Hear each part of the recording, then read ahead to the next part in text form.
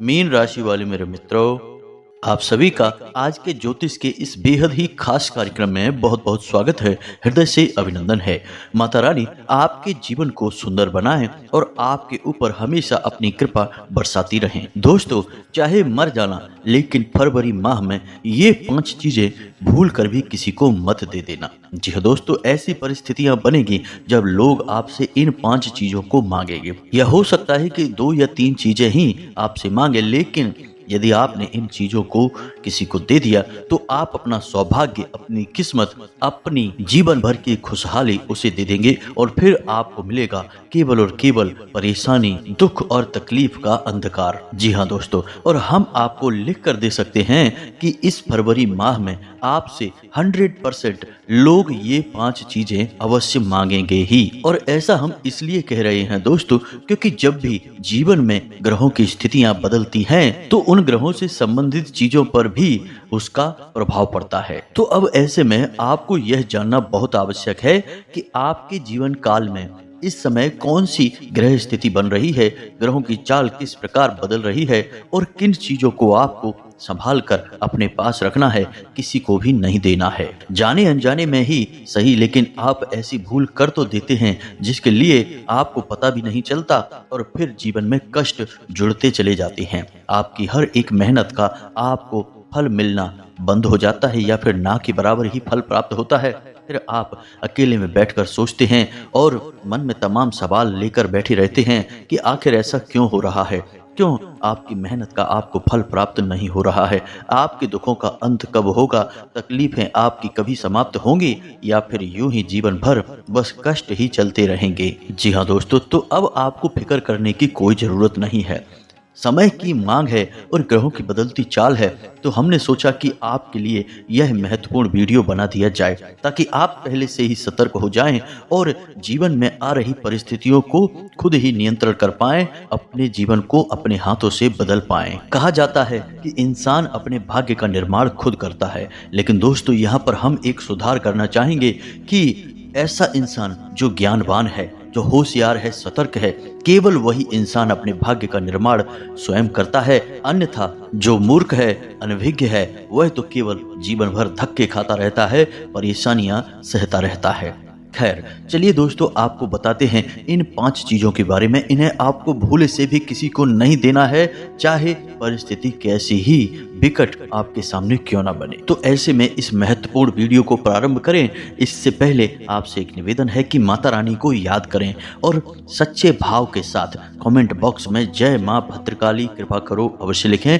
एक बार नहीं, 3 बार लिखें। दोस्तों, माता रानी की सेवा जितनी अधिक हो सके करनी चाहिए, क्योंकि जीवन, संसार, यह ब्रह्मांड सब माता की कृपा और आशीर्वाद से ही चल रहा है। इसी के साथ साथ दोस्तों, आप अपना नाम और स्थान भी कमेंट बॉक्स में लिखकर अवश्य भेजें। इसी के बाद अब हम अपने अगले वीडियो में आपको एक विशेष विधि बताएंगे जिसे आप स्वयं अपने घर पर करें और माता रानी स्वयं आपके घर में प्रकट हो जाएंगे, यानी स्थापित हो जाएंगे और आपके जीवन पर नजर रखेंगे और आपको आशीर्वाद देंगे। जी हाँ दोस्तों, तो चलिए आज के इस महत्वपूर्ण वीडियो को प्रारंभ करते हैं। दोस्तों, संसार में यदि हम जीते हैं, काम करते हैं, तो लेन देन तो करना पड़ता ही है और यह बात भी सत्य है कि बिना लेन देन किए इस संसार में काम चलते भी नहीं है। अब फिर चाहे वह लेन देन किसी भी प्रकार का क्यों ना हो, हमें करना ही पड़ता है। कभी हम अपने परिवार में, कभी हम अपने अड़ोस पड़ोस में, दोस्त यारों के साथ में किसी न किसी प्रकार की चीजों का, रुपए पैसे का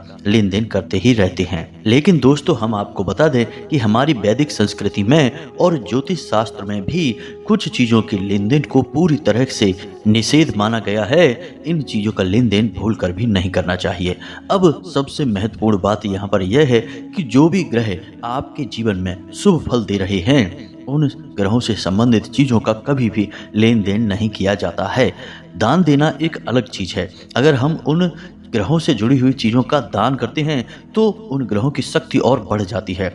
लेकिन बस यूं ही केवल अपनी मित्रता या अपना रिश्ता निभाने के लिए हम उन ग्रहों से संबंधित चीजों का लेन देन कर देंगे तो निश्चित तौर पर उन ग्रहों की ऊर्जा कमजोर पड़ जाती है। इसी के साथ साथ दोस्तों, हमें जीवन में धीमे धीमे हानियां होना प्रारंभ हो जाती हैं। कुछ ग्रह बेहद क्रूर होते हैं तो वे एकदम से हानि पहुंचाते हैं। वहीं कुछ ग्रह ऐसे होते हैं जो मंद प्रभाव रखते हैं तो उनके द्वारा दी जाने वाली हानियां भी धीमी होती हैं, लेकिन वे लंबे समय तक प्रताड़ित करते रहते हैं। तो दोस्तों, अब ध्यान से समझिए, आपकी राशि में एक त्रिशंकु योग बन रहा है जिसमें राहु, शनि और बुध एक साथ मिलकर एक ऐसा योग बना रहे हैं जो आपको लाभ पहुंचाने वाला है। जी हाँ दोस्तों, आपके जीवन में बहुत सारे अच्छे पल आने वाले हैं, खास तौर से इस फरवरी माह में। लेकिन यदि आप इन तीनों ग्रहों से संबंधित चीजों का लेन देन किसी व्यक्ति के साथ कर देंगे, फिर चाहे वह आपका कितना ही खास क्यों ना हो, आपका अपना भाई ही क्यों ना हो, तो आपको हानि होगी।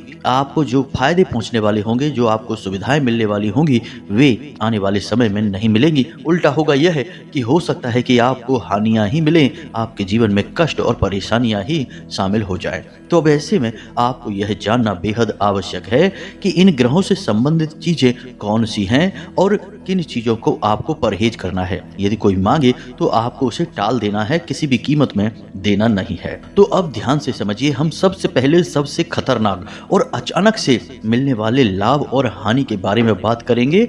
उस ग्रह के बारे में बात करेंगे। उस ग्रह का नाम है राहु। दोस्तों, इस संसार में जब भी कभी किसी इंसान के जीवन में पीड़ा आती है, परेशानियां आती हैं, तो निश्चित तौर पर उसका राहु खराब होता है, क्योंकि राहु के पास केवल सिर है और इस सिर में राहु का प्रभाव सबसे अधिक होता है। तो पहले जीवन में राहु खराब होता है, वह इंसान को मति भ्रम देता है। जी हाँ दोस्तों, उसकी विचारधारा को खराब कर देता है, दूषित कर देता है। उसके बाद फिर अन्य ग्रहों के दुष्प्रभाव मिलने प्रारंभ हो जाते हैं। जी हाँ दोस्तों, तो अब आप सतर्क हो जाइए, क्योंकि आपकी राशि में भी बन चुका है यही त्रिशंकु योग। अब आपको संभल कर चलना है। कुछ विशेष उपाय होंगे, वो भी हम आपको वीडियो के अंत में बताएंगे, जिन्हें आपको अवश्य कर लेना है। इससे इन ग्रहों से निकलने वाली नकारात्मक ऊर्जा से आप बच जाएंगे।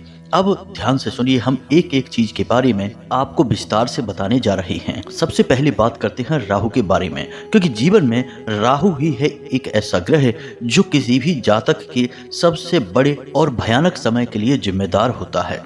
जी हाँ दोस्तों, तो राहु से जुड़ी चीजों के बारे में आप समझिए। इन चीजों का आपको भूल कर भी लेन देन नहीं करना है। समझिए दोस्तों कि राहु किसी भी जातक के ऊपर सिर के ऊपर वाला भाग होता है, यानी आपके सिर के बाल और वह हिस्सा जहां बाल होते हैं वह राहु का स्थान होता है।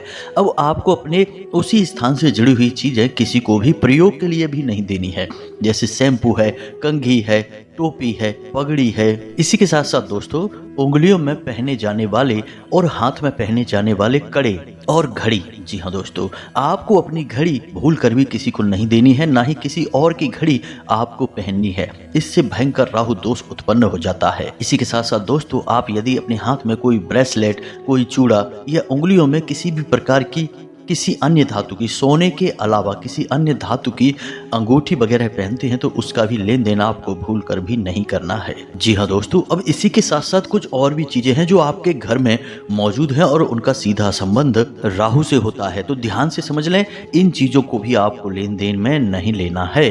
तो सबसे पहले शीशा। जी हाँ दोस्तों, आपके घर में जो भी शीशा मौजूद है उसे आपको किसी को नहीं देना है। काले रंग की कोई भी चीज किसी को नहीं देना है। सरसों का तेल किसी को नहीं देना है। साथ ही साथ हाथी की कोई तस्वीर, कोई मूर्ति आपको किसी को नहीं देना है। साथ ही साथ दोस्तों, बिजली का कोई भी सामान या फिर गर्म कपड़े, इनका भी आपको भूल कर भी लेन देन नहीं करना है। अब आपको हम राहु की ऊर्जा बढ़ाने वाला एक बहुत ही सरल और बहुत ही शक्तिशाली उपाय बता देते हैं, जो नित्य आप कर सकते हैं। इसमें कोई तकलीफ नहीं होगी।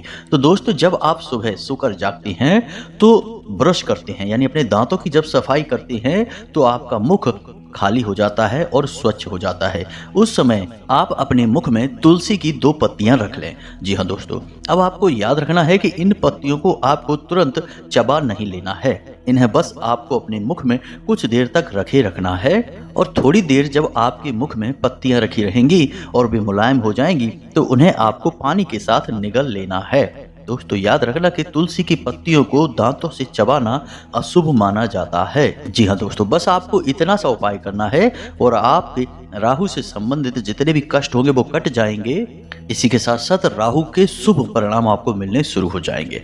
अब बात करते हैं दोस्तों दूसरे ग्रह यानी कि बुध की। जी हाँ दोस्तों, आपको इन वस्तुओं के मामले में भी थोड़ी सी सावधानी बरतनी है। इनका भी आपको किसी को भी लेन देन नहीं करना है। तो ध्यान से समझिए दोस्तों, कोई भी हरे रंग की वस्तु, चाहे फिर वह आपके कपड़े हैं या कोई भी अन्य सामान है जिसे आप प्रयोग करते हैं व्यक्तिगत तौर पर, वे आपको किसी को नहीं देनी है। इसी के साथ साथ दोस्तों, मूंग की दाल, मिट्टी का घड़ा और हरी सब्जियां, लेकिन इन सबसे महत्वपूर्ण दोस्तों, आप जो अपने गले में पहनते हैं, चाहे आप कोई सोने की चेन पहने या कोई हार पहने या कोई भी ऐसी चीज जो आप अपने गले में पहनते हैं, वह अपने गले से उतार कर किसी को भी नहीं देनी है।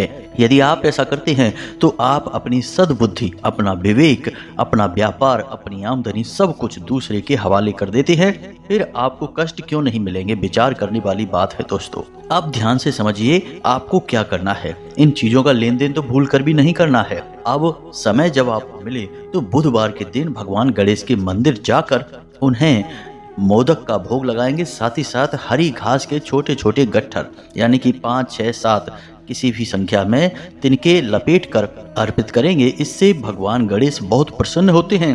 साथ ही साथ बुध की भी पूरी कृपा आपके ऊपर बनी रहती है। इसी के साथ साथ गाय को हरी घास खिला सकते हैं और मछलियों को दाना दे सकते हैं। जो भी आपको सुविधाजनक लगे वह एक कार्य आपको बुधवार के दिन अवश्य करना चाहिए। ज्यादा नहीं तो कम से कम महीने के एक बुधवार आपको यह उपाय अवश्य करना है। आप देखेंगे कि आपकी बुद्धि एक अलग ही विवेकशील राह पर चल निकलेगी। आपका व्यापार अच्छा चलेगा, आपकी आमदनी अच्छी रहेगी। साथ ही साथ दोस्तों, आपके घर में सुख और शांति भी रहेगी। तो इन सब बातों का आपको विशेष ध्यान रखना होगा, तभी आपके जीवन में सुख और समृद्धि आएगी, आपके सपने पूरे होंगे।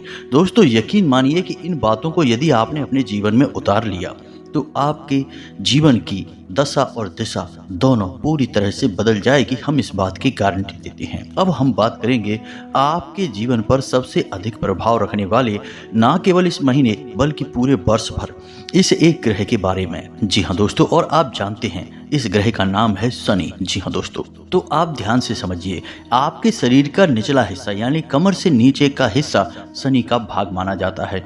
खास तौर से आपका पंजा और उसके आसपास का हिस्सा यानी कि पिंडलियों के नीचे का भाग शनि के स्थान को सूचित करता है।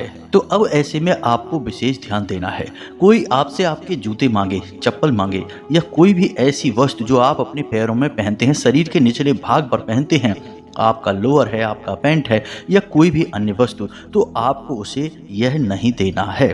अब यहाँ पर ध्यान देने वाली बात यह है कि आप किसी को नए खरीद कर बाजार से दे सकते हैं, लेकिन अपने प्रयोग किए जाने वाली वस्तु को आपको किसी को नहीं देना है। और यह नियम हमने अब तक जितनी भी चीजें बताई हैं सब पर लागू होता है। जो चीज आपने एक बार धारण कर ली, पहन ली, उस चीज में आपकी ऊर्जा समाहित हो जाती है, वह आपकी अपनी वस्तु होती है। फिर आप उसका लेन देन नहीं कर सकते हैं। यदि करना है तो बहुत सोच समझ कर ही करना है।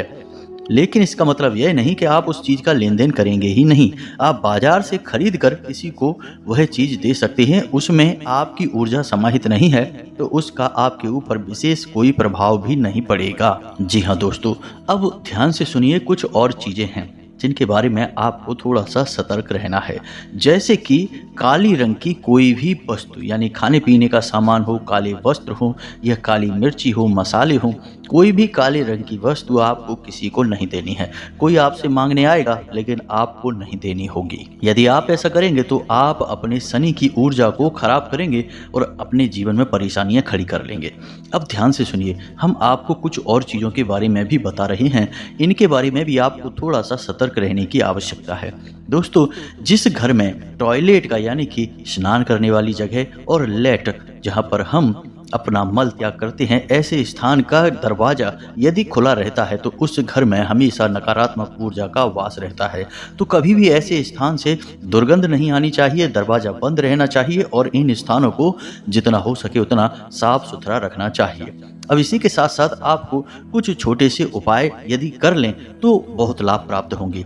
जैसे कि हमने देखा है कि कुछ लोगों के घर में हमेशा किसी न किसी बात को लेकर खींचतान बनी रहती है, यानी कि घर के सदस्य आपस में किसी न किसी बात को लेकर झगड़ते ही रहते हैं, विवाद बना ही रहता है। होना यह चाहिए कि परिवार में प्रेम ही प्रेम होना चाहिए, लेकिन होता एकदम उल्टा है। परिवार के आपस के सगे संबंधी और रिश्तेदार ही दुश्मन बने बैठे रहते हैं। ऐसा इसलिए होता है दोस्तों कि इन लोगों के ऊपर या यूं कहें कि इस घर में नकारात्मक ऊर्जा कूट कूट कर भरी होती है।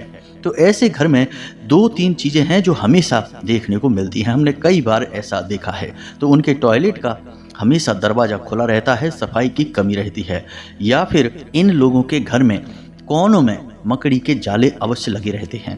इसी के साथ साथ दोस्तों इनके ब्रह्म स्थान में भी कोई ना कोई भारी भरकम वस्तु रखी रहती है या जूते चप्पल पड़े रहते हैं। ये सब सूचक हैं कि आपके घर में नकारात्मक ऊर्जा वास कर रही है। तो अब आपको क्या करना है दोस्तों, हम आपको एक छोटा सा उपाय बताते हैं। आप कांच की एक कटोरी लो और उस कटोरी में थोड़ा सा जल भरें और उसमें थोड़ा सा समुद्री नमक डालें, यानी जो नमक आप अपने घर में प्रयोग करते हैं उस नमक को मिला दें और उस कटोरी को आप अपने लेट और बाथरूम दोनों में ही रख दें। जी हाँ दोस्तों, जो दक्षिणी दीवार है उस दीवार से सटाकर इस कटोरी को रखें। 7 दिनों तक इस कटोरी को रखें। इसके बाद इसके जल को आप उसी लेट में यानी कि टॉयलेट सीट में विसर्जित कर दें और दोबारा से नमक पानी भरकर वहां रख दें। आप देखेंगे कि आपके लेट और बाथरूम में रखा हुआ जो पानी है वह काला पड़ने लगेगा, उसमें से बदबू आने लगेगी। ऐसा इसलिए होगा क्योंकि वहां से सबसे अधिक नकारात्मक ऊर्जा उत्सर्जित होती है और ऐसे में यदि आप इस उपाय को करेंगे तो वह ऊर्जा आपके घर में नहीं फैलेगी, उस कटोरी के जल में समाहित हो जाएगी। इसीलिए वह जल काला हो जाएगा, बदबूदार हो जाएगा, बहुत ही अधिक गंदा दिखाई देगा। तो उस जल में ऊर्जा नकारात्मक समाहित हो जाएगी और जब आप उसे प्रवाहित कर देंगे यानी अपनी टॉयलेट सीट में विसर्जित कर देंगे, प्रवाहित कर देंगे, बहा देंगे, कुछ भी कह सकती हैं, तो वह ऊर्जा भी उस जल के साथ बह जाएगी और आपका घर बच जाएगा। इस उपाय को आप अवश्य करिए दोस्तों। ये ऐसे उपाय हैं जो कि रोज किए जा सकते हैं और इन उपायों का बहुत अधिक प्रभाव रहता है। कोई बड़ा भारी भरकम उपाय आप रोज नहीं कर सकते, लेकिन छोटे छोटे उपाय तो आपको करने ही चाहिए। दोस्तों हम अपने शरीर को भी तो साफ सुथरा रखने के लिए रोज स्नान करते हैं, अपने दांतों में ब्रश करते हैं, छोटे छोटे कार्य करते हैं कि नहीं? इससे हमारा शरीर स्वच्छ रहता है, साफ रहता है। सोचो कि अगर हम ऐसा कार्य ना करें, हम सोचें कि क्या रोज रोज नहाना है, क्यों रोज रोज इतना कार्य करना है, तो हमारे शरीर से ही दुर्गंध आने लगेगी, हमारी मानसिकता ही दूषित हो जाएगी, लोग हमसे बचने लगेंगे, कतराने लगेंगे। तो ठीक इसी प्रकार दोस्तों हमारा जीवन भी होता है। हमें अपने जीवन को भी शुद्ध बनाना पड़ता है, छोटी छोटी क्रियाएं करनी ही पड़ती हैं। तो अब हम आपको एक छोटा सा उपाय और बता दें शनिदेव से संबंधित। ना केवल शनिदेव बल्कि अन्य दूसरे ग्रह भी जो शनिदेव के संपर्क में रहते हैं वे भी आपको शुभ फल देना शुरू कर देंगे, केवल इस एक उपाय के वजह से। तो ध्यान से सुनिए दोस्तों, आपको क्या करना है कि शनिवार के दिन किसी ऐसे मंदिर में जाना है जहां पर पीपल का वृक्ष हो। आपको शनिदेव के ऐसे मंदिर में नहीं जाना है जहां शनिदेव की मूर्ति लगी रहती है। शनिदेव की दृष्टि हमेशा वक्री होती है और वह हमेशा नुकसान ही पहुंचाती है। यह शनिदेव को श्राप लगा हुआ है। अब लोगों को इस विषय पे ज्यादा ज्ञान नहीं होता है तो वे शनिदेव की मूर्ति लगा देते हैं, लेकिन शनिदेव का असली शुद्ध स्वरूप शिला स्वरूप माना जाता है, यानी कि सिर्फ पत्थर की एक शिला होती है, उसे ही शनिदेव का स्वरूप माना जाता है। काले रंग की यह शिला होती है। तो आप यदि मूर्ति स्थापित वाले मंदिर में जाएंगे तो वहां आप शनिदेव की ओर देखेंगे और शनिदेव की सीधी दृष्टि आपके ऊपर पड़ेगी। इससे आप चाहे कुछ भी कर लें, कितना ही अच्छा कार्य कर लें, शनिदेव आपको पीड़ित करेंगे ही करेंगे। चाहे कितनी ही आप ताकत लगा लीजिए, बच नहीं सकते। इसका कारण यह है कि शनिदेव चाहे या ना चाहे लेकिन उनकी दृष्टि आपका नुकसान करेगी, यह उनके ऊपर श्राप है। तो अब आपको क्या करना है कि आपको शनिदेव के किसी ऐसे मंदिर में जाना ही नहीं है जहाँ मूर्ति लगी है। अब यदि आपके आसपास कोई ऐसा मंदिर नहीं है तो आप हनुमान जी के मंदिर चले जाएं, भोले बाबा के मंदिर चले जाएं और वहां पर देखें कि पीपल का कोई वृक्ष लगा हो। अब यदि पीपल का वृक्ष किसी मंदिर में स्थापित है तो वह शनिदेव का स्थान माना जाता है। आप शनिदेव से संबंधित सारी क्रियाएं वहां कर सकते हैं। तो आपको क्या करना है, ध्यान से समझिए। शनिवार के दिन आपको जाना है और एक मिट्टी का बड़ा दीपक लेकर जाना है। उस मिट्टी के दीपक में आपको कुछ इस प्रकार से बातियां बनानी हैं, यानी कि लंबी बाती बनानी है। और उन बातियों को कुछ इस प्रकार से रखना है कि वह 4 मुख वाला दीपक बन जाएगा। चौमुखी दीपक कहा जाता है इसे। और इस दीपक को आपको सरसों के तेल से पूरा भर देना है। अब इस चौमुखी दीपक को आपको उस पीपल के वृक्ष के नीचे जलाना है। इसी के साथ साथ दोस्तों आपको उस पीपल के वृक्ष की 7 परिक्रमाएं देनी हैं। 7 परिक्रमा लगाने के बाद आप उस पीपल के वृक्ष पर अपने हाथ रखेंगे। जी हाँ दोस्तों, अपनी हथेलियां, दोनों हथेलियां रखनी है। और दोनों हथेलियां रखने के बाद आपको 8 बार इस मंत्र का उच्चारण करना है। मंत्र बहुत ही सरल है और शनि देव का मंत्र है। ओम शम शनिश्चराय नमः। जी हाँ दोस्तों, आपको 8 बार इस मंत्र का जाप करना है। ओम शम शनिश्चराय नमः। यह कार्य आपको कम से कम 8 शनिवार करना है। आप यदि 8 शनिवार इस कार्य को करते हैं तो आपको पूरे महीने, पूरे वर्ष शनिदेव की कृपा प्राप्त होती रहेगी। आपको शनिदेव की ओर से कोई पीड़ा प्राप्त नहीं होगी। इसी के साथ साथ यदि आप चाहें तो काली उड़द की दाल 8 मुट्ठी काले रंग की पोटली में लपेटकर किसी शनिदेव के या हनुमान जी के या भगवान भोलेनाथ के मंदिर में दान कर सकते हैं। 8 शनिवार आपको यह कार्य भी करना होगा। जो भी आपको ठीक लगता है वह उपाय आप करें, लेकिन 8 शनिवार तक करने हैं। कुछ छोटी छोटी सी बातें और हैं जिनको आपको ध्यान में देना होगा दोस्तों, जैसे कि जूते चप्पल आपको हमेशा जोड़ी में ही रखने चाहिए। किसी के भी आपके घर में जूते चप्पल हों, उन्हें जोड़ी में ही रखें। ऐसा नहीं कि एक जूता इधर है तो दूसरा जूता कहीं और पड़ा है। जूते चप्पल को कभी उल्टा भी नहीं रखना चाहिए, इनका भी संबंध शनि देव से होता है। इस प्रकार शनि की दशा खराब होती है। इसी के साथ साथ दोस्तों, आपके घर की जो झाड़ू है उसे कभी खड़े करके नहीं रखना चाहिए, हमेशा उसे लिटाकर और लोगों की नजरों से दूर रखना चाहिए। बस इन छोटी छोटी बातों का आप ख्याल रखिए और आप देखेंगे कि आपके जीवन में धीरे धीरे सकारात्मक बदलाव होने शुरू हो चुके हैं। अब हमने जो आपको जानकारी दी है, इस जानकारी को आप प्रयोग करें। सारी बातें हमने आपको सरल सरल ही बताई हैं, समझाई हैं। फिर भी यदि कोई आपके मन में प्रश्न उठता है तो आप कमेंट करके पूछें, हम आपके प्रश्नों के जवाब देने की पूरी कोशिश करेंगे। कमेंट में पूरे भक्ति भाव के साथ जय माँ भद्रकाली कृपा करो अवश्य लिखना। 1 बार नहीं 3 बार लिखना। माता रानी आपके ऊपर पूरी कृपा करेंगे। इसी के साथ साथ आज की इस वीडियो को विराम देते हैं। मिलते हैं अगले ज्ञानवर्धक वीडियो में। तब तक के लिए धन्यवाद। जय माता की।